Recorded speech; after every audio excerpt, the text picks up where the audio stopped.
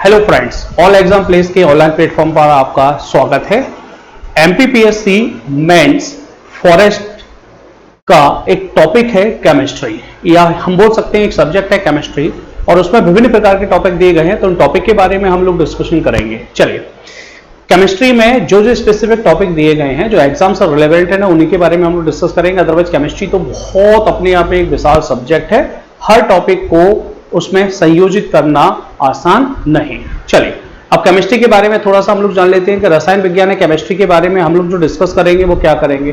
तो रसायन विज्ञान के बारे में आप लोगों को जो डिस्कस करना है वो ये डिस्कस करना है कि भाई रसायन विज्ञान में हम लोग रसायनों का अध्ययन करते हैं, ओके। और दूसरी चीज आपको याद रखना है कि हम एटम का अध्ययन करते हैं, एटम या परमाणु का अध्ययन करते हैं। और कोई भी जो पदार्थ होता है उसके परमाणविक स्तर पर जब हम लोग जाते हैं तो जर्नली या एटॉमिक लेवल पर हम लोग जाते हैं तो वहां पर आपके अलग अलग एलिमेंट्स मिलते हैं जिनको हम लोग इलेक्ट्रॉन, प्रोटॉन और न्यूट्रॉन के नाम से हम लोग जानते हैं। तो उनके बारे में भी हम लोग डिस्कशन करेंगे।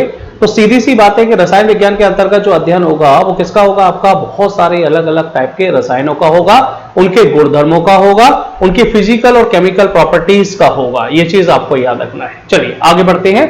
अब यहां पर हम लोग जो टॉपिक स्टार्ट करने वाले हैं वो टॉपिक अपने एग्जाम पॉइंट ऑफ व्यू से काफी इंपॉर्टेंट है, और उस टॉपिक का जो नाम है वो है अम्ल, क्षार और लवण। ये अपने टॉपिक में दिया गया है, इसको हम लोग डिस्कस करेंगे। आज पहला जो लेक्चर रहेगा वो इसी का रहेगा। अम्ल, क्षार, लवण, ये तीन नाम आपको सुनाई दे रहे हैं। इन तीनों नामों के बारे में हम लोग डिस्कस करेंगे। तो अम्ल क्या है, क्षार क्या है और लवण क्या है। अम्ल जनरली वे पदार्थ होते हैं। देखो, इस दुनिया में बहुत सारे केमिकल कंपाउंड है। उस दुनिया में आप देखेंगे तो एलिमेंट्स हैं, तत्व हैं, और तत्व जो आपस में क्रिया करते हैं तो क्या बनाएंगे? आपका कंपाउंड बनाएंगे। और ये जितने भी कंपाउंड रहते हैं या तो वे अम्ल होंगे या क्षार होंगे या फिर क्या होंगे? आपका लवण होंगे। तो पहले अम्लीयता और क्षारीयता को जो निकाला जा रहा था वो स्वाद से निकाला जाता था। कैसे? कि जो पदार्थ स्वाद में खट्टे होते थे उनको अम्ल कह दिया जाता था, और जो स्वाद में कड़वे होते थे उनको क्षार कहा जाता था। तो वे पदार्थ जो स्वाद में खट्टे होते हैं अम्ल कहलाते हैं, और वे पदार्थ जो स्वाद में कड़वे होते हैं क्षार कहलाते हैं। ये जो डेफिनेशन है ये कैसी डेफिनेशन है?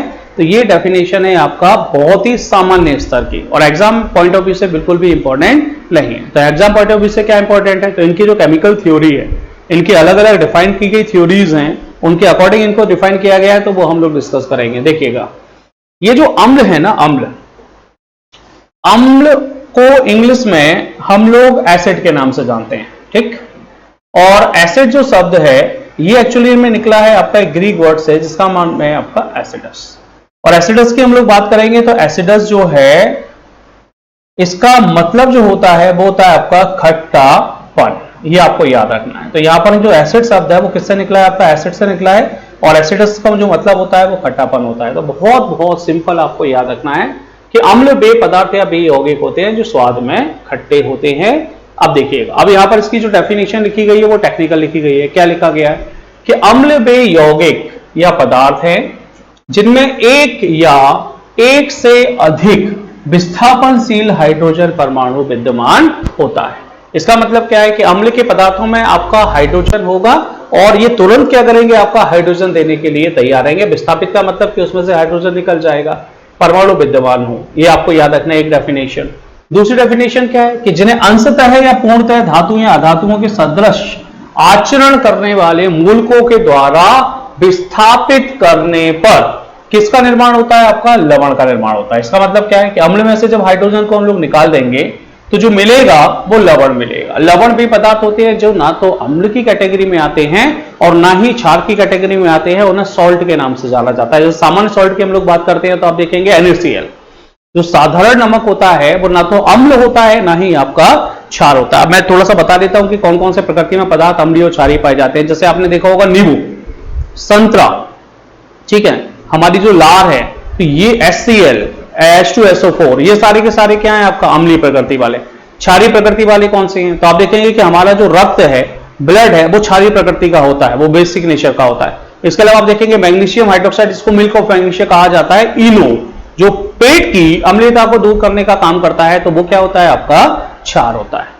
चूना भी एक क्षार की तरह काम करता है। तो आप देखेंगे कि क्षार के भी दैनिक जीवन में कई सारे एग्जाम्पल है। टूथपेस्ट कि जब हम बात करते हैं तो टूथपेस्ट में जो उपस्थिति होती है वो अम्ल की होती है, क्षार की होती है, क्षार की होती है। ये आपको याद रखना है क्योंकि मुंह में जो बैक्टीरिया होते हैं वो खाने को डाइजेस्ट करते हैं और अम्ल उत्पन्न करते हैं, जिसके कारण दांत सड़ने लगते हैं। इसलिए अम्लीयता की प्रकृति को दबाने के लिए हम लोग क्या करते हैं, आपका वहां पर क्षार लेकर आते हैं। ये चीज आपको याद रखना है। तो अम्ल होगा, क्षार होगा और लवण होगा।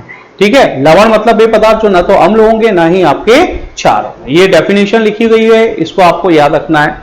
दूसरी चीज आपको याद रखना है कि अम्ल क्षारक या क्षार से अभिक्रिया कर लवण बनाएंगे और साथ में क्या बनाएंगे, आपका जल बनाएंगे। ठीक है, और एक और इसकी डेफिनेशन है कि जलीय घोल इनका क्या करेगा, नीले लिटमस पेपर को लाल रंग में कन्वर्ट कर देता है और स्वाद में क्या होंगे, आपके खट्टे होते हैं। सबसे पहले तो मैंने आपको बताया भी था, ये आपको याद रखना है। तो इसकी कुछ प्रॉपर्टीज लिखी गई हैं जो डेफिनेशन पॉइंट ऑफ व्यू में लिखी गई हैं, ये आप लोगों को याद रखनी है। अब देखिएगा, इंग्लिश में भी आप देख लीजिएगा क्या लिखा हुआ है। Acids are compound which contain one or more dissociable hydrogen atoms and which are partially or wholly replaced by the metals or metal like radicals to form salts which are bases और basis का मतलब है कि एक actually में base होता है और एक एल्काइडी होता है। ये चीज आपको याद रखना है कि यहां पर ये जो बेस की बात करेंगे वो आगे हम लोग डिस्कस करेंगे, अभी केवल आप बेसिस याद रखिए। React with salt and water whose aqueous solution turn blue litmus converted into the red. Blue litmus paper को ये किसमें कन्वर्ट करेगा, आपका लाल रंग में परिवर्तित कर देता है और स्वाद में कैसा होगा, तो खट्टा होगा। ये चीज आपको याद रखना है। तो ये अम्ल के बारे में इनिशियल डेफिनेशन याद रखनी है। ये अम्ल के कुछ गुण दिए गए हैं, तो गुण आपको याद रखना है। What is the properties of the acid. तो सबसे पहली प्रॉपर्टी क्या दी गई है, तो अम्ल के बारे में आपको याद रखना है कि ये स्वाद में क्या होंगे, आपके खट्टे होते हैं। स्वाद में कैसे होंगे, आपके खट्टे होते हैं। एसिड इज सोर इन टेस्ट। दूसरा आपको याद रखना है कि अच्छे और प्रबल अम्ल विद्युत के सुचालक होते हैं। Good and strong acids are good conductor of electricity. जब भी हम लोग बात करेंगे तो आपको याद रखना है कि यहां पर जो अम्ल है उनमें से बहुत प्रबल अम्ल, क्योंकि अम्ल भी आप देखेंगे कि जितने अच्छे से हाइड्रोजन को त्याग देगा वो उतना प्रबल अम्ल कहलाएगा।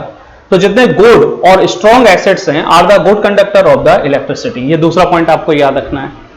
तीसरा पॉइंट आपको याद रखना है, ये इसकी केमिकल प्रॉपर्टी है कि जो एसिड होता है ना, एसिड ठीक अम्ल होता है, अगर इस अम्ल की मेटल के साथ रिएक्शन कराते हैं, मेटल का मतलब होता है कि धातु के साथ रिएक्शन कराते हैं, तो आपको याद रखना है कि हमको जो मिलेगा वो क्या मिलेगा, तो आपको याद रखना है कि हमको जो मिलेगा वो आपका हाइड्रोजन गैस मिलती है। ये चीज आपको याद रखना है कि हमको जो मिलेगा वो क्या मिलेगा, आपका हाइड्रोजन गैस मिलेगा। तो अम्ल जब धातु से क्रिया करते हैं तो हाइड्रोजन गैस मुक्त होती है, ये आपको याद रखना है। दूसरा, अगर ये भस्म या क्षार के साथ क्रिया करते हैं, भस्म मतलब बेस या एल्काइली के साथ क्रिया करते हैं, तो आपको याद रखना है कि ये जो है क्या बनाएंगे, तो दो तरह के प्रोडक्ट आपके बनाते हैं। एक तो लवण बनाएंगे और दूसरा क्या बनाते हैं, आपका जल बनाते हैं। ठीक है, तो इसका एक रिएक्शन मैं आपको लिख के बता देता हूं ताकि चीजें जो है ना वो थोड़ी सी क्लियर हो जाए आप लोगों की। ठीक है, अब देखिएगा यहां पर मैं एक एसिड लेकर चल रहा हूं। एसिड कौन सा है, आपका HCl। ठीक है, और एक मैंने बेस या क्षार लिया, दैट इज द NaOH। ठीक है, तो ये क्या है, तो ये अम्ल है। ये क्या है, तो ये आपकी क्षार है। तो जब अम्ल क्षार के साथ क्रिया करेगी तो क्या बनेगा, तो आपको याद रखना है कि यहाँ लवण बनेगा। तो कौन सा लवण बनेगा, NaCl। यहाँ का जो Na है वो Cl के साथ अभिक्रिया करके Cl बना देगा, NaCl बना लेगा, और यहाँ का H और यहाँ का OH मिलके आपस में क्या करेंगे, आपका H2O का फॉर्मेशन करते हैं। तो ये चीज आपको याद रखना है कि यहाँ पर एक तो लवण बनेगा, दूसरा क्या बनेगा, आपका जल बनेगा। तो it form salt and water when it react to base. ठीक है, आपको ये कुछ आपके इंडिकेटर्स होते हैं, जैसे इंडिकेटर है आपका नीला लिटमस पेपर है। इंडिकेटर का मतलब होता है कि जो हमें पदार्थ की अम्लीयता और क्षारीयता के बारे में बताते हैं। तो अलग अलग इंडिकेटर होते हैं, जैसे कई ऐसे इंडिकेटर होते हैं जो प्राकृतिक इंडिकेटर होते हैं। जैसे आपका हल्दी, तो आपको पता है कि हल्दी को जब हम धोते हैं वॉशिंग सोडा में, तो हल्दी जो है वो लाल रंग में कन्वर्ट हो जाती है। इसलिए बोला जाता है कि जब कभी शादी ब्याह में हल्दी के कपड़े धोते हैं तो उसको कभी भी सर्फ से नहीं धोना है, क्योंकि अगर आपने उसको सर्फ से धो दिया तो वो रेड कलर की हो जाएगी। तो आपको याद रखना है हल्दी is a pure natural indicator, एक प्राकृतिक सूचक है जो हमें बताता है कि सामने वाला पदार्थ अम्ल है या क्षार है। अम्ल के साथ क्रिया करके कोई रंग नहीं बदलेगा, क्षार के साथ क्रिया करके लाल रंग में कन्वर्ट हो जाता है। आप देखेंगे लिटमस पेपर भी कैसा है, आपका प्राकृतिक सूचक। जो रेड और ब्लू दो कलर में आते हैं। अगर रेड कलर में है और उस पर आपने क्षार डाल दिया तो ब्लू कलर में कन्वर्ट हो जाएगा, और अगर ब्लू कलर में और उस पर आपने अम्ल डाल दिया तो वो किस में कन्वर्ट हो जाएगा, आपका रेड कलर में कन्वर्ट हो जाएगा। तो ये चीज आपको याद रखना है कि नीले लिटमस पेपर को क्या करेगा, आपका लाल रंग में कन्वर्ट कर देता है कौन, एसिड। और एक आपका नेचुरल इंडिकेटर है जिसको हम लोग मिथाइल ऑरेंज के नाम से, ये आर्टिफिशियल इंडिकेटर है जिसको प्रयोगशाला में बनाया गया, सिंथेसिस किया गया, दैट इज मिथाइल ऑरेंज। तो मिथाइल ऑरेंज को भी ये किस में कन्वर्ट कर देगा, आपका रेड कलर में कन्वर्ट कर देता है। तो ये जो प्रकृति है, ये जो आपकी प्रॉपर्टीज हैं, ये अम्ल की प्रॉपर्टीज आप लोगों को याद रखनी है। चलिए अब अम्ल से संबंधित आपकी कुछ थ्योरीज, तो वो क्या क्या थ्योरीज हैं, वो थ्योरीज आप लोगों को याद रखनी है क्योंकि एग्जाम पॉइंट ऑफ व्यू से ये थ्योरीज से ही क्वेश्चन आपका पूछा जाएगा। तो सबसे पहली जो थ्योरी है वो अम्ल संबंधी आधुनिक विचारधारा में आर्हेनियस का सिद्धांत है। और आर्हेनियस का कौन सा सिद्धांत है, आपका आयनिक सिद्धांत। ये चीज आपको याद रखना है, that is known as Arrhenius ionic theory. ठीक है, आर्हेनियस आयनिक थ्योरी। तो आर्हेनियस क्या बोलता है, आर्हेनियस ये बोलता है कि अगर कोई पदार्थ, ध्यान से सुनिएगा, कि कोई भी आपका सब्सटेंस है, ठीक है, अगर उसे पानी में घोला जाता है, पानी में घोला जाता है, तो आपको याद रखना है कि उसमें से क्या निकल जाएगा, तो hydrogen positive, H positive ion निकल जाएगा। तो अगर H पॉजिटिव आयन को निकाल रहा है, पानी में डिसॉल्व कर रहा है, तो ऐसे पदार्थों को हम लोग किस नाम से जानते हैं, आपका अम्ल के नाम से जानते हैं। ओके, अच्छा एक चीज और मैं यहां पर क्लियर कर देता हूं, ये जो H पॉजिटिव आयन पानी के अंदर घुला है ना, तो ये टेम्परेरी स्टेट में रहता है। ये परमानेंट स्टेट में कैसे आएगा, तो परमानेंट स्टेट में आने के लिए इसको अभिक्रिया करनी पड़ेगी किसके साथ, आपका H2O के साथ। और जैसे ही H2O के साथ अभिक्रिया करेगा तो यहां पर आपका एक नया प्रोडक्ट बन जाता है जिसको हाइड्रोनियम आयन के रूप में हम लोग जानते हैं, दैट इज नॉन एज आपका H3O पॉजिटिव। तो ये चीज आपको याद रखना है। ओके, तो ये H पॉजिटिव रहेगा, दूसरा कौन सा, H2O, और H3O पॉजिटिव हाइड्रोनियम आयन में कन्वर्ट करता है। या तो ऑप्शन में H पॉजिटिव आयन दिया होगा कि आर्हेनियस सिद्धांत में अम्ल वे पदार्थ होते हैं जो जल में घोलकर हाइड्रोजन आयन देते हैं, लेकिन हाइड्रोजन आयन आपका टेम्परेरी फॉर्म में रहता है, परमानेंट फॉर्म में जो रहेगा वो कौन सा रहेगा, तो वो हाइड्रोनियम आयन रहता है जिसको हम लोग H3O पॉजिटिव के नाम से जानते हैं। ये आपको याद रखना है। अब देखिएगा यहां पर अगली जो थ्योरी, जैसे ये एग्जांपल देख लेते हैं उस पहले, तो आप देखेंगे कि तो यहां पर आपका HCl हाइड्रोक्लोरिक एसिड इसको कहा जाता है, जल के साथ अभिक्रिया कर रहा है तो क्या निकाल रहा है, तो आप देखेंगे H पॉजिटिव निकाल रहा है जो एक्वाइस सॉल्यूशन में जाएगा, और साथ में Cl नेगेटिव भी निकालेगा जो एक्वाइस सॉल्यूशन में जाएगा। ठीक है, तो आर्हेनियस के अकॉर्डिंग आप देखेंगे कि जिनके पास H होगा वही अम्ल होंगे, ये आपको याद रखना है। H2SO4 जल के साथ अभिक्रिया करेगा तो 2H पॉजिटिव निकालेगा और साथ में SO4 नेगेटिव निकालता है, ये आपको SO4 2 नेगेटिव निकालता है। ओके, ये आपको याद रखना है। HNO3 जल के साथ अभिक्रिया करेगा पानी के साथ तो H पॉजिटिव निकालेगा और नाइट्रेट आयन निकालेगा। तो आप देखेंगे CS एसिटिक एसिड CH3COOH जल के साथ क्रिया करेगा तो H पॉजिटिव और CH3CO डाइसिटेट आयन आपका निकालेगा। तो आपको याद रखना है कि जितने भी अम्लीय पदार्थ दिए गए हैं जल के साथ अभिक्रिया करके हर एक रिएक्शन में आप देखेंगे तो H पॉजिटिव निकलना, और जो जितना ज्यादा H पॉजिटिव देने का काम करेगा वो उतना ज्यादा क्या होता है, आपका स्ट्रॉन्ग एसिड होता है। प्रबल अम्ल की हम लोग बात करेंगे तो प्रबल अम्ल या स्ट्रॉन्ग एसिड वे अम्ल होते हैं जो कि पर्टिकुलर जल में घुलकर बहुत ज्यादा मात्रा में क्या करते हैं, आपका H पॉजिटिव और बहुत तेजी से, या उनका जो रिएक्शन रेट होता है वो बहुत ज्यादा होता है, वो H पॉजिटिव आयन देने का काम करते हैं। चलिए अब दूसरी परिकल्पना दी गई है, क्या दी गई है, तो इसको ब्रॉन्स्टेड-लॉरी थ्योरी कहा जाता है, ब्रॉन्स्टेड-लॉरी थ्योरी। ठीक है, इसको ब्रॉन्स्टेड-लॉरी परिकल्पना के नाम से भी हम लोग जानते हैं। तो ये सिद्धांत क्या बोलता है, ये सिद्धांत बोलता है कि अम्ल वे पदार्थ हैं जो किसी दूसरे पदार्थ को प्रोटॉन प्रदान करते हैं। यहां पर प्रोटॉन का मतलब आप समझिएगा, प्रोटॉन का मतलब है यहां पर क्या, H पॉजिटिव।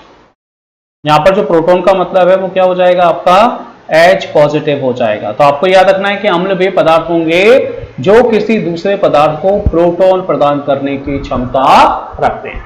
ठीक, तो ब्रॉन्स्टेड एंड लॉरी थ्योरी में आप देखेंगे तो acids are substances which have the ability to give protons to another substance, ये आपको याद रखना। तो अम्ल भी पदार्थ हैं जो दूसरे पदार्थ को क्या देंगे, आपका H पॉजिटिव देंगे। तो निकाल रहे हैं ना, जैसे CH3COOH से H निकल आएगा, HNO3 से H निकल आएगा, H2O से H निकल आएगा। तो H2O भी क्या है आपका अम्ल। अच्छा, H2 ऐसा है जो अम्ल और क्षार दोनों की तरह क्रिया करता है, ये आपको याद रखना है। तीसरा सिद्धांत क्या है, तो तीसरा सिद्धांत आपको याद रखना है, किसे लुईस इलेक्ट्रॉनिक्स कहा जाता है। सिद्धांत के अनुसार देखेंगे कि अम्ल वो पदार्थ है, पदार्थ का मतलब इसमें तीनों चीजें आ जाएंगी। वो अणु भी हो सकता है, मॉलिक्यूल भी हो सकता है, वो आयन भी हो सकता है, वो मूलक भी हो सकता है, जिसमें इलेक्ट्रॉन का एक निर्जन युग्म स्वीकार करने की प्रवृत्ति होती है। मतलब अगर एक इलेक्ट्रॉन के लोन पेयर को अगर वो एक्सेप्ट कर रहा है, तो ऐसे सभी पदार्थों को, ऐसे सभी आयन्स को हम लोग किस नाम से जानते हैं, तो उसे हम लोग एसिड के नाम से जानते हैं। तो एसिड में लुईस का जो सिद्धांत है वो थोड़ी सी अलग बात करता है। अभी तक जो भी सिद्धांत आपने देखे तो उसमें ये बोला गया कि भाई H पॉजिटिव को दान में देना है, ठीक है, या H पॉजिटिव को त्यागना है, यहां अलग बात बोली गई। तो लुईस जो थ्योरीज है, लुईस का जो इलेक्ट्रॉनिक सिद्धांत है अम्ल के बारे में, वो ये बोलता है कि अम्ल वो पदार्थ है चूंकि इलेक्ट्रॉन की लॉन पेयर या निर्जन जोड़ी को क्या करेगा, आपका एक्सेप्ट करने की प्रवृत्ति रखता है। तो आपको याद रखना है कि according to this theory acid is a substance, molecule, ion or radicals which has a tendency to accept a lone pair. ये आपको याद रखना है ऑफ इलेक्ट्रॉन्स। एग्जाम्पल देखो, तो एग्जाम्पल कौन कौन सा है, तो कैल्शियम सल्फेट, ये आपको याद रखना है। कैल्शियम ऑक्साइड और सल्फेट ट्राई ऑक्साइड के संयोग से कैल्शियम सल्फेट का निर्माण होता है। इसमें SO3 क्या है आपका लुईस अम्ल। क्यों अम्ल है इसको, क्योंकि डेफिनेटली इसने क्या किया होगा, यहां से निर्जन जोड़ी इलेक्ट्रॉनों की अपने एक्सेप्ट की होगी या उसको ग्रहण किया होगा। SO3 ने अपनी बॉन्डिंग बनाने के लिए उसको एक्सेप्ट किया होगा, इसलिए इसको क्या कहा जाएगा, आपका लुईस। इसको ऐसे भी लिखते हैं, लिविस भी लिखते हैं और इसको लुईस भी लिखा हुआ मिलेगा आपको। तो चाहे लुईस लिखें चाहे लिविस लिखें, बात एक ही है। तो लुईस इलेक्ट्रॉनिक थ्योरी में आपका इस तरह से याद। अब देखना, इसमें एक नोट बहुत इंपॉर्टेंट है, जितने भी धनायन होते हैं, क्योंकि आपको पता है कि जितने भी धनायन होंगे या पॉजिटिव आयन होंगे तो उनका एक कमी होती है। क्या किसी चीज कमी होती है, कि जितने भी आपके पॉजिटिव आयन्स होते हैं उसमें इलेक्ट्रॉन्स की कमी होती है, और वो हमेशा इलेक्ट्रॉन को अपनी ओर आकर्षित करने की क्या रखते हैं, आपका क्षमता रखते हैं। तो आपको याद रखना है कि जितने भी धनायन होते हैं वो हमेशा जो काम करेंगे वो किसकी तरह काम करेंगे, आपका लुईस अम्ल की तरह काम करेंगे। तो ये इंपॉर्टेंट है, ये एग्जाम पॉइंट ऑफ व्यू से आपसे पूछा जा सकता है, ठीक। तो ये आपको याद रखना है। अब अम्लों का वर्गीकरण दिया गया। वर्गीकरण का मतलब कि भाई अम्ल कितने प्रकार के होते हैं।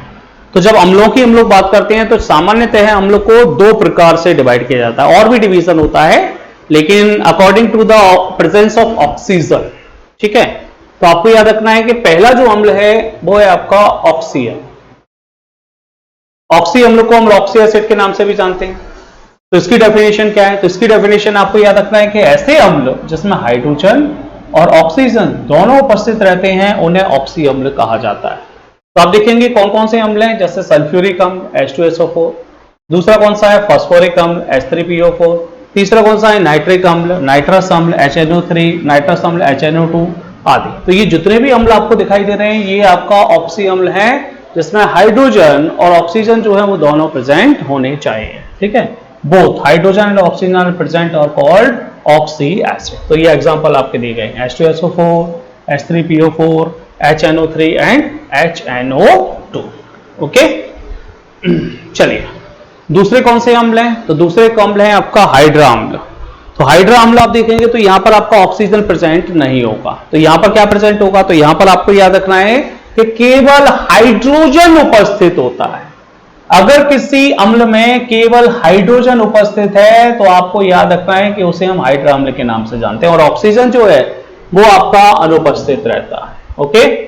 तो only hydrogen is present and oxygen is absent in hydra acid. तो हाइड्रा अम्ल में कौन कौन से एग्जांपल आएंगे, तो HCl हाइड्रोक्लोरिक अम्ल आएगा, हाइड्रो ब्रोमिक अम्ल आएगा, हाइड्रो आयोडिक अम्ल आएगा और हाइड्रोसाइनिक अम्ल आएगा, जिसको HCl के नाम से जाना जाता है। सीधी सी बात है कि इसमें ऑक्सीजन प्रेजेंट नहीं होगा। चलिए अब देखिएगा अम्लों के कुछ उपयोग दिए गए हैं। अम्लों के उपयोग का मतलब कि भाई क्या कहां कहां हम अम्लों का इस्तेमाल कर सकते हैं। तो अम्लों के उपयोग में आप जाएंगे तो सल्फ्यूरिक अम्ल का उपयोग कहां, तो आप देखेंगे कि दैनिक जीवन में हम अम्लों का उपयोग करते हैं। जैसे आपके घरों में जो बैटरीज होती है, देखा होगा इन्वर्टर जो लगा होता है, तो इन्वर्टर का काम अलग है। इन्वर्टर का काम होता है आपका डीसी को एसी में कन्वर्ट करना, जैसे रेक्टिफायर डिस्टकारी का काम होता है आपका एसी को डीसी में कन्वर्ट करना, जो अल्टरनेटिंग करंट्स होते हैं, फिजिक्स में हम लोगों ने पढ़ा भी था। तो उसी तरह से अम्ल की हम लोग बात करेंगे, तो उस बैटरी के अंदर जो इलेक्ट्रोलाइट के रूप में हम लोग इस्तेमाल करेंगे वो अम्ल में भी कौन सा अम्ल का इस्तेमाल होता है? H2SO4 का इस्तेमाल होता है।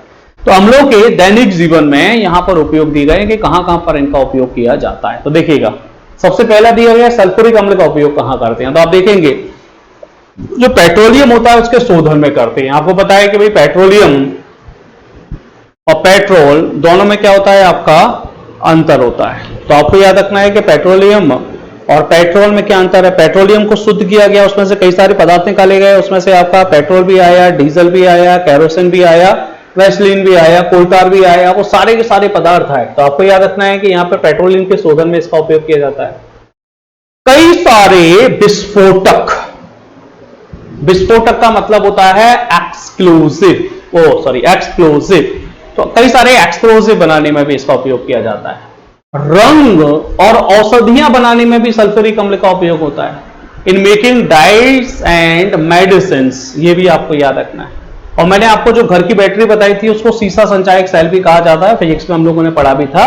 तो यहां पर संचायक बैटरी में भी जो इस्तेमाल किया जाता है वो किसका इस्तेमाल किया, उसमें इस्तेमाल किया जाएगा वो आपका सल्फ्यूरिक अम्ल का किया जाता है। तो ये दैनिक जीवन में सल्फ्यूरिक अम्ल के प्रयोग। अब देखिएगा, सल्फ्यूरिक अम्ल को अम्लों का राजा भी कहा जाता है। जैसे अगर आपसे क्वेश्चन पूछा जाता है कि अम्लों का राजा, तो वो H2SO4 है, सल्फ्यूरिक अम्ल है। लेकिन अगर आपसे क्वेश्चन पूछा जाता है कि अम्लराज आप बताइए, तो अम्लराज थोड़ा अलग चीज है, उसको किंग ऑफ एक्वारेजिया कहा जाता है। किंग ऑफ एसिड जो है वो आपका सल्फ्यूरिक अम्ल है। तो एक्वारेजिया का कॉम्बिनेशन में यहां पर बता देता हूं, आप नोट डाउन कॉपी में कर लीजिएगा। ये दो अम्लों का कॉम्बिनेशन होता है। कौन कौन से अम्ल होते हैं?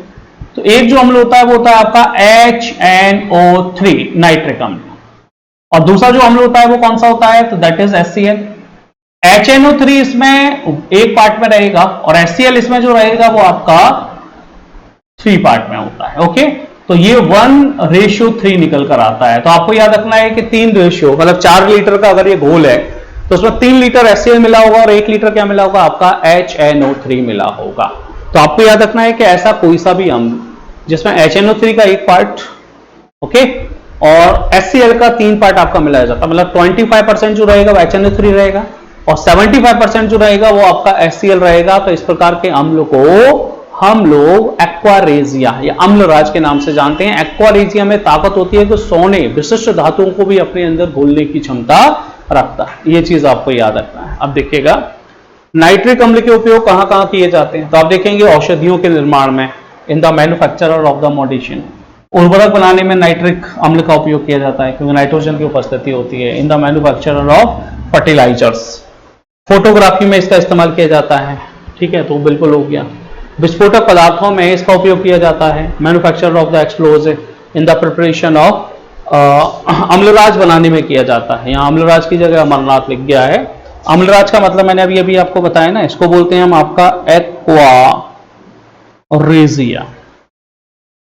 इसको क्या बोला जाता है? आपका एक्वारेजिया कहा जाता है। ओके, तो ये चीज आपको याद रखना है। इसको एक्वारेजिया कहा जाता है as a reagent in the laboratory. Laboratory में अभिकर्मक या कैटलिस्ट बनाने में भी इसका प्रयोग किया जाता है। तो ये कुछ उपयोग है नाइट्रिक अम्ल के। हाइड्रोक्लोरिक अम्ल के उपयोग क्या है? तो HCl की हम लोग बात करेंगे तो एक हाइड्रा अम्ल है। तो हाइड्रा अम्ल का क्या प्रयोग है? प्रयोगशाला में हम अभिकर्मक के रूप में इसका इस्तेमाल करेंगे। अम्लराज बनाने में किया जाता है। तो मैं आपको बता चुका हूं अम्लराज किस किस का कॉम्बिनेशन होता है, आपका HCl का और HNO3 का। HNO3 कितना पार्ट रहेगा? तो एक पार्ट रहेगा। HCl कितना पार्ट रहेगा? तो 3 पार्ट रहेगा। औषधि निर्माण में इसका उपयोग किया जाता है। तो आप देखेंगे कि यहां पर हर एक जगह जो यूजेस हैं वो लगभग ऑलमोस्ट आपका एक जैसे हैं। इसमें सबसे इंपॉर्टेंट जो आपका निकल कर आया है वो अम्लराज निकल कर आया है। एसिटिक अम्ल CH3COOH का उपयोग कहां किया जाता है? तो आपको याद रखना है विलायक के रूप में किया जाता है, सिरका के निर्माण में किया जाता है। ये एग्जाम में पूछा जाता है कि सिरका में कौन सा अम्ल पाया जाता है। तो सिरका, जिसको हम लोग इंग्लिश में विनेगर के नाम से जानते हैं, तो विनेगर के निर्माण में या विनेगर में जो अम्ल पाया जाता है वो आपका एसिटिक अम्ल होता है। ये आपको याद रखना है। दूसरा कौन सा अम्ल है? तो दूसरा आपको याद रखना है कि दूसरा जो इसका एग्जाम्पल है या बोल सकते हैं कि एप्लीकेशन है वो एसीटोन बनाने में। तो एसीटोन बनाने में होता है। खट्टे खाद्य पदार्थ बनाने में हम लोग किसका इस्तेमाल करते हैं? तो एसिटिक अम्ल का। In the preparation of the sour food we use the acetic अम्ल। ओके, चलिए फॉर्मिक अम्ल। फॉर्मिक अम्ल के बारे में आपको याद रखना है कि जब चींटी काटती है, लाल चींटी काटती है, ये आप लोगों ने देखा होगा कि बिच्छू काटता है, तो आप देखेंगे कि वहां पर रेडिस रेडिस आपका जो हो जाता है वो किसके कारण होता है? तो फॉर्मिक एसिड के कारण होता है, फॉर्मिक अम्ल के कारण होता है। फॉर्मिक अम्ल चींटी के काटने पर निकलता है जिसके कारण सूजन हो जाती है।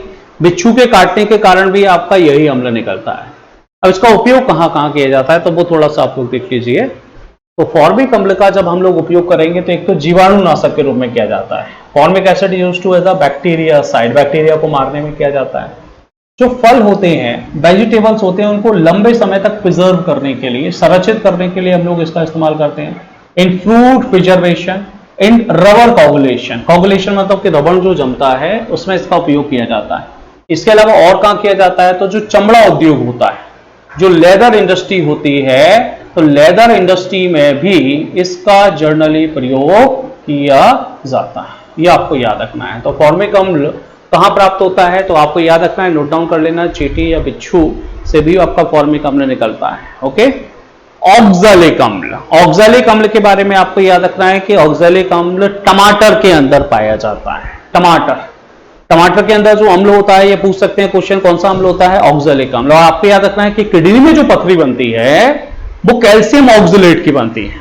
ओके, इसलिए जिनको पथरी की समस्या होती है तो डॉक्टर बिल्कुल मना कर देता है कि आपको टमाटर नहीं खाना है, क्योंकि पानी के थ्रू आप पानी पी रहे हैं तो कैल्शियम जा रहा है, और जैसे ही ऑक्सैलिक अम्ल के साथ वो रिएक्ट करेगा तो क्या बनाएगा? आपका कैल्शियम ऑक्सलेट बनाएगा। तो उसी को रोकने के लिए डॉक्टर टमाटर खाने की मनाही करता है। लेकिन इसका यूज आप देखेंगे तो कहां कहां होता है? तो यूज आपको याद रखना, फोटोग्राफी में होता है। ठीक है, इन द फोटोग्राफी। और कहां होता है? तो होता है कपड़ों की छपाई और रंगाई में, in printing dyeing of the fabrics. चमड़े के विरंजक में होता है, लेदर का हम लोग जो कलर निकालते हैं उसमें होता है। कपड़े पर स्याही के धब्बे को हटाने में होता है। तो आपने देखा होगा कि भाई इंक के जो स्टेन्स लग जाते हैं क्लोथ पर, उनको हटाने के लिए हम लोग जो इस्तेमाल करते हैं वो कौन सा अम्ल इस्तेमाल करते हैं? आपका ऑक्सैलिक अम्ल इस्तेमाल करते हैं। तो ये यूजेस पढ़े जा सकते हैं, डेली लाइफ में यूजेस हैं, एग्जांपल्स। अगला है बेंजोइक अम्ल। तो बेंजोइक अम्ल के बारे में आपको याद रखना है कि इसका उपयोग कहां किया जाता है? तो इसका मुख्य रूप से उपयोग किया जाता है प्रिजर्वेशन। प्रिजर्वेशन का मतलब कि जो दवाइयां या खाद्य पदार्थ हैं, तो दवाई और खाद्य पदार्थ को लंबे समय तक संरक्षित रखने के लिए हम लोग जो इस्तेमाल करेंगे वो किसका इस्तेमाल करेंगे? आपका बेंजोइक अम्ल। तो आपको याद रखना है, use of benzoic acid in medicine and food preservation. ये एग्जाम में पूछा भी जाता है, आपको याद रखना है। तो सोडियम बेंजोएट भी कभी कभी पूछा जाता है कि सोडियम बेंजोएट का उपयोग कहां किया जाता है? तो सोडियम बेंजोएट का उपयोग भी फूड प्रिजर्वेशन में किया जाता है, ये आपको याद रखना है। उसके बाद साइट्रिक अम्ल।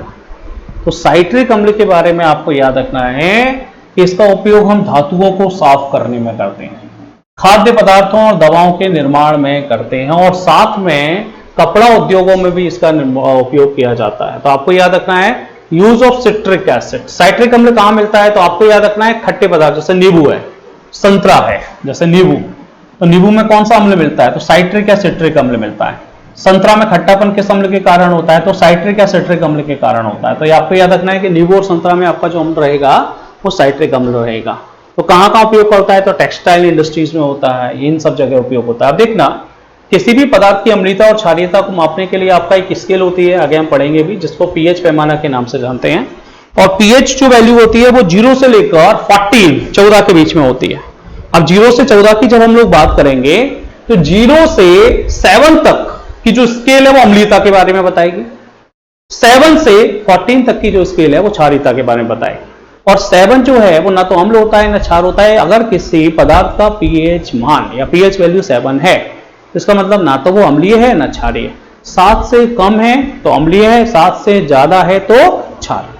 तो आपको याद रखना है कि यहां पर एसिड का जो पीएच मान होता है वो हमेशा किससे कम होगा? आपका लेस देन 7।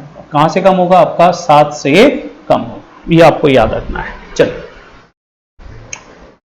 अब देखिएगा, अब अगला जो टॉपिक है वो है इसमें क्षार। क्षार जिसको हम लोग किस नाम से जानते हैं, आपका बेस के नाम से जानते हैं। तो बेस क्या है? तो बेस की बहुत सारी डेफिनेशंस हैं जो उनकी कैरेक्टरिस्टिक या गुणधर्म से निकाल कर आई हैं। तो वो जो डेफिनेशंस है वो तो हम लोग गुणधर्म में सब पढ़ लेंगे, लेकिन यहां जो डेफिनेशन लिखी हुई है तो वो याद रखना है। क्या? क्षार धातुओं या धातुओं के सदस्य आचरण करने वाले मूलकों के वे यौगिक हैं जो अम्लों से अभिक्रिया करके लवण और जल बनाते हैं। ठीक है, तो कुछ नहीं है, इसी के गुणधर्म में से एक गुणधर्म निकाला, प्रॉपर्टी निकाली और उससे डेफिनेशन बना दो। क्षार पदार्थ में क्षार स्वाद में खट्टे होते हैं, तो उसकी कई सारी आपकी डेफिनेशंस निकलेंगे या कैरेक्टरिस्टिक्स निकलेंगे। तो बेस एल्काइली मेटल्स और दोज कंपाउंड और metals like radicals which react with acid to form salts and water, ये आपको याद रखना है। चलिए अब देखिएगा कि भस्म के या क्षार के कुछ गुण दिए गए हैं। तो आप देखेंगे क्या क्या गुण दिए गए हैं। तो सबसे पहला गुणधर्म दिया गया है कि क्षार जो है वो स्वाद में कैसे होंगे, आपका तीखे होंगे, कड़वे होते हैं। तो alkali pungent of bitter in taste, ये आपको याद रखना है। एक ऐसा होगा आपका बिटर इन टेस्ट होता है, कड़वा होता है। ठीक है, तीखा या क्या होगा आपका, कड़वा होता है, पहली डेफिनेशन। दूसरी क्या है कि क्षार छूने में साबुन जैसा चिकना लगता है। Alkali feels as smooth as soap to touch, ये आपको याद रखना है कि alkali feels as smooth as soap to touch। अगला कौन सा है, तो प्रबल क्षार विद्युत का सुचालक होता है, ये भी आपको याद रखना। मैंने आपको बताया था ना, प्रबल अम्ल भी विद्युत का सुचालक होता है। तो यहां भी जो स्ट्रॉन्ग बेसिस रहेंगे वो भी is a good conductor of the electricity यहां पर होते हैं, ये आपको याद रखना है। अम्ल से प्रतिक्रिया करके लवण और जल मिलता है, यह आपको याद रखना है कि यहां पर हम लोग लवण और जल की बात करते हैं तो react with acid to give salt and water, यही डेफिनेशन में आपका लिखा हुआ था। अम्ल क्या करता था, तो अम्ल आपका नीले लिटमस पेपर को लाल करता था। क्षार क्या करेगा, तो लाल को नीले में कन्वर्ट कर देगा। ऑलरेडी ये प्रॉपर्टी में बता चुका हूं। तो क्षार जो है वो लाल लिटमस पेपर को क्या करेंगे, आपका नीले में कन्वर्ट कर देंगे, और मिथाइल ऑरेंज को किसमें कन्वर्ट करेंगे, पीले रंग में कन्वर्ट कर देते हैं। ओके, तो base turns red litmus into blue and methyl orange in yellow, ये आपको याद रखना है। क्षार में क्षमता होती है, क्या किस चीज की क्षमता हो जाती है, तो जो तेल और गंधक होती है ना, उनको घुला लेने की क्षमता किसके अंदर होती है, आपका क्षार के अंदर होती है। तो आप उसमें तेल डालेंगे, इसलिए तो आपने देखा होगा कि तेल के जो दाग होते हैं वो आपका ये सर्फ के या सर्फ से जब आप साबुन से हाथ धोते हैं तो क्या होता है, तेलीय जो हाथ होते हैं वो आपके साफ हो जाते हैं। तो उनके अंदर क्षमता होती है कि वो तेल को भी क्या कर सकते हैं, बॉन्ड तोड़ के उनको घोल सकते हैं। तो alkali has the ability to dissolve the oil and sulphur, ये इसकी प्रॉपर्टी याद रखनी है। ये आपको अब एक प्रॉपर्टी और मैं यहीं पर बता देता हूं, डेफिनेटली वो आगे आएगी।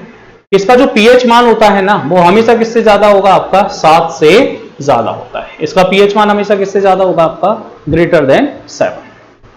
चलिए और देखिएगा कि क्षार जो है वो कार्बनिक पदार्थों को नष्ट करने की क्षमता रखते हैं। Base destroy organic matter. Organic matter कौन से मैटर होते हैं, तो हमें आपको ऑलरेडी कभी बताया था कि ऑर्गेनिक मैटर या जैविक पदार्थ या कार्बनिक पदार्थ वे पदार्थ होते हैं जो जीवों से प्राप्त होते हैं।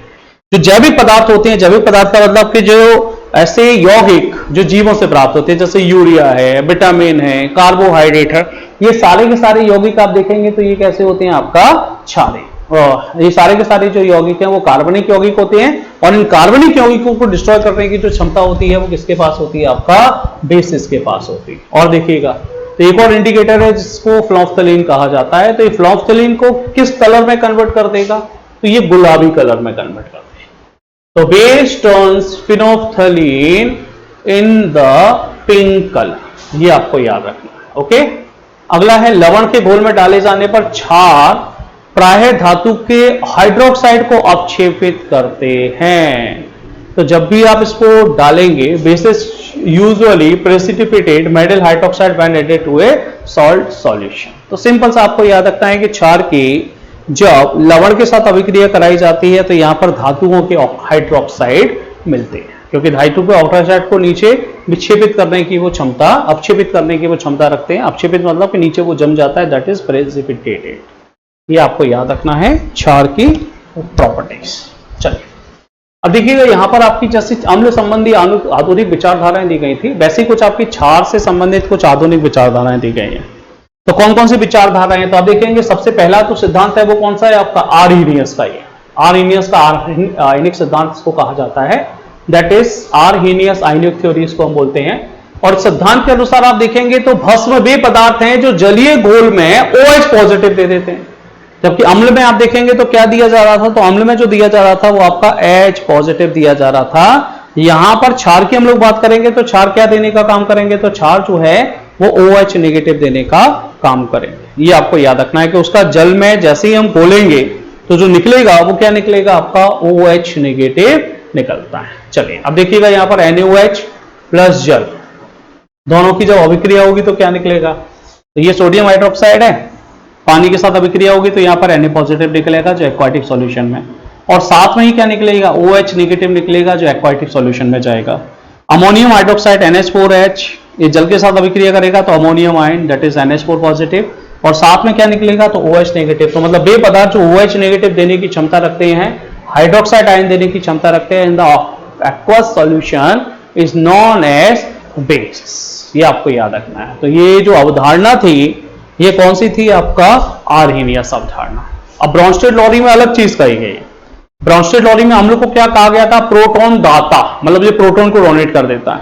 यहां बोला गया कि क्षार वे पदार्थ होते हैं जो प्रोटॉन को ग्रहण करते हैं। तो आपको याद रखना है कि क्षार या भस्म वह पदार्थ है जो किसी दूसरे पदार्थ से प्रोटीन नहीं भैया, प्रोटॉन को ग्रहण करते हैं। किसको, H पॉजिटिव को ग्रहण करने की क्षमता रखते हैं, क्षार कहलाते हैं। तो आपको याद रखना है कि Bronsted Lowry theory, according to this theory the char alkali is a substance which has the ability to absorb proton, not protein, proton that is H positive from another substance like।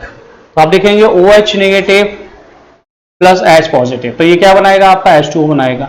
CH3COO negative तो ये क्या बनाएगा, आपका CH3OOH बनाएगा। तो ये आपको याद रखना है। ओके चलिए अब देखिएगा यहां पर लुईस का इलेक्ट्रॉनिक सिद्धांत दिया है।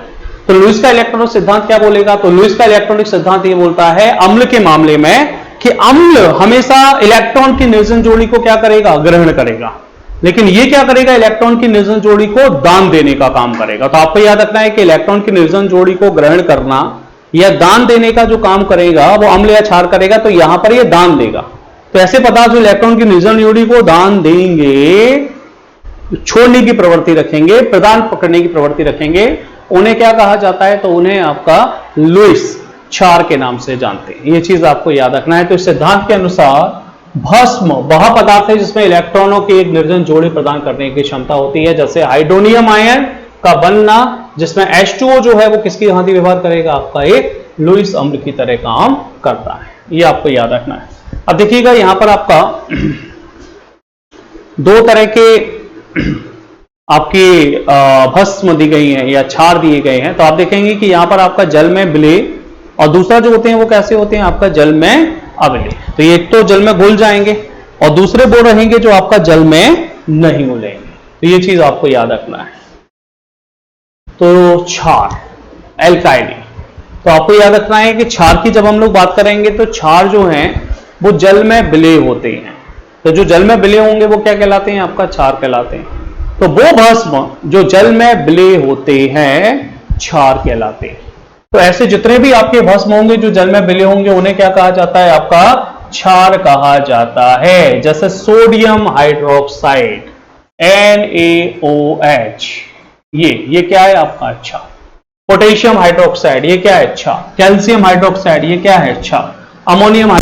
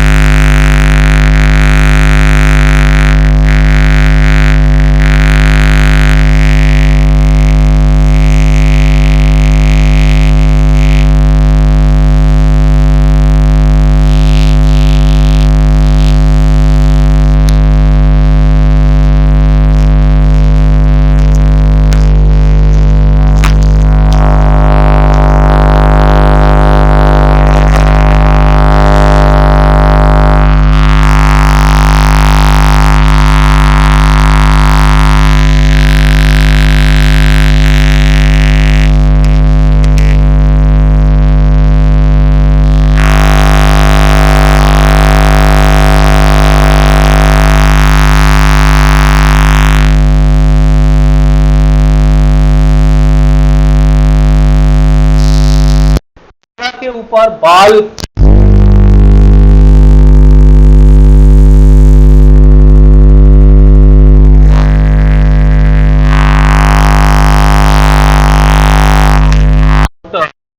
and plaster in making bleaching powder, in softening water for dressing of acid ones, in cleaning the hair above, in removing the acidity of the soil. ये आपको याद रखना है, ठीक है। उसके बाद आप देखिएगा यहां पर अगला कौन सा है, तो कास्टिक सोडा। कास्टिक सोडा को दाहक सोडा के नाम में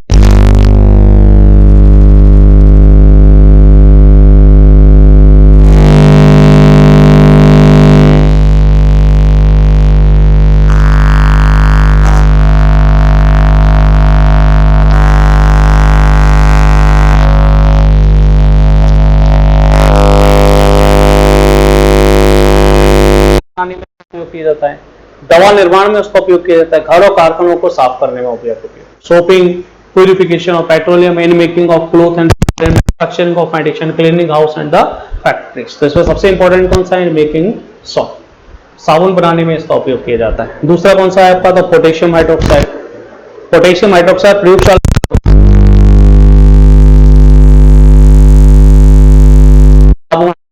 के निर्माण में इसका उपयोग होता है। भैया आपने साबुन देखे होंगे, एक तो आपके हार्ड साबुन होते हैं। हार्ड साबुन का मतलब क्या होता है कि जैसे कपड़े धोने के साबुन होते हैं, that is the hard soap, तो उसमें हम सोडियम हाइड्रोक्साइड का इस्तेमाल करेंगे। लेकिन जो हमारे नहाने की जो साबुन है उसमें हम लोग जो इस्तेमाल करेंगे वो आपका पोटेशियम हाइड्रोक्साइड का इस्तेमाल करेंगे। CO2, SO2 जैसे गैसों के अवशोषक के रूप में क्या किया जाता है, इसका इस्तेमाल किया जाता है। तो as a reagent in the laboratory in the manufacturer as a soft soap and CO2 and SO2। Calcium oxide, तो कैल्शियम ऑक्साइड आपका कौन सा है, तो CaO। तो CaO में आप देखेंगे तो इसका उपयोग कहां किया जाता है, तो